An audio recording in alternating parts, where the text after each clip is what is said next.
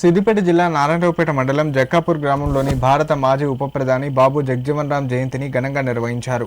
ఈ సందర్భంగా ఆయన చిత్రపటానికి కాంగ్రెస్ పార్టీ జిల్లా ప్రధాన కార్యదర్శి రాజ్వీర్ పూలమాల వేసి ఘనంగా నివాళులర్పించారు. ఈ సందర్భంగా ఆయన మాట్లాడుతూ బలహీన వర్గాల కోసం, హక్కుల కోసం అవిశ్రాంతంగా పోరాడిన యోధుడు బాబు జగజ్జీవన్ రామ్ అని కొనియాడారు.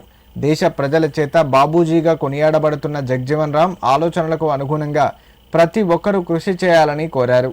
ఈ కార్యక్రమంలో కాంగ్రెస్ పార్టీ గ్రామశాఖ అధ్యక్షులు రాజు, పార్టీ నాయకులు, కార్యకర్తలు పాల్గొన్నారు.